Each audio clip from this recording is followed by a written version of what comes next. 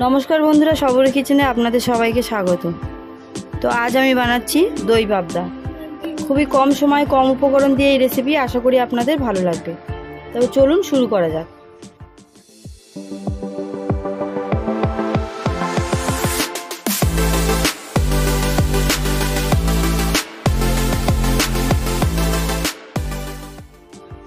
আমি এখানে দেশি পাবদা নিয়েছি।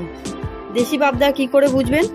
এখানে এই কালো টিপগুলো থাকে দেশি পাবদার মধ্যে। আমি মাছটা ম্যারিনেট করে নেব। তার জন্য দেব 1 চামচ পরিমাণে নুন, হলুদ। ভালো করে এটা মেখে নেব।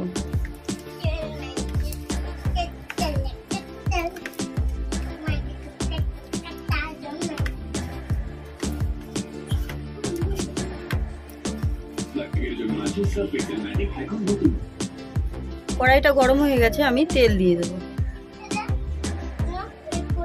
তেলটা গরম হয়ে গেছে, আমি একটু নুন দিয়ে দেব, যাতে মাছটা দিলে কড়াইতে না লেগে যায়।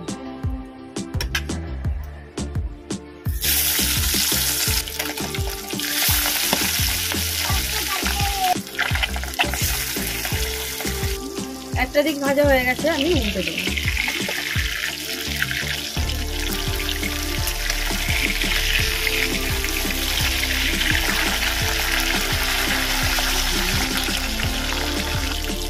মাছের দুই দিকটাই ভাজা হয়ে গেছে, আমি এটা তুলে দিই।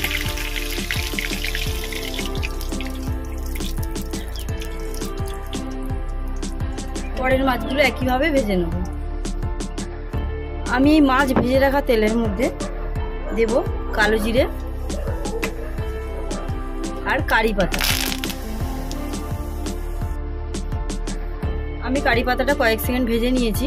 খুব সুন্দর একটা গন্ধ বেরিয়ে গেছে। আমি কাজু কিশমিশ বেটে রেখেছি, কাজু কিশমিশ বাটাটা দিয়ে দেব।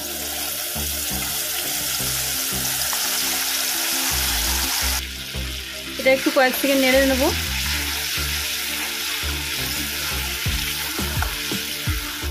এবার দেবো এখানে টক দই ফেটানো। আমি এর মধ্যে দেবো 1 চামচ পরিমাণে নুন, অল্প একটু কাশ্মীরি লঙ্কার গুঁড়ো আর হলুদ। এটা একটু ভালো করে কষিয়ে নেব।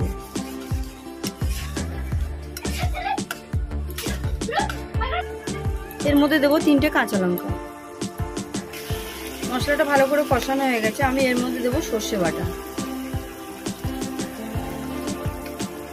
3 চামচ পরিমাণে।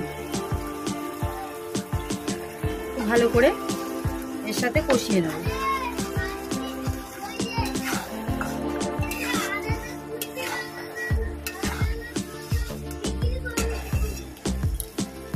মশলাটা দিয়ে তেল ছেড়ে দিয়েছে, আমি এবার জল দিয়ে দেব।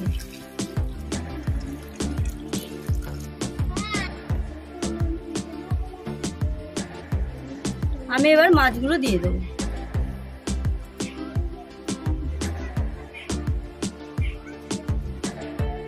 আমি এটা 5 মিনিটের জন্য ঢেকে দেব। 5 মিনিট বাদে চলে এসেছি, আমাদের দই পাবদা রেডি।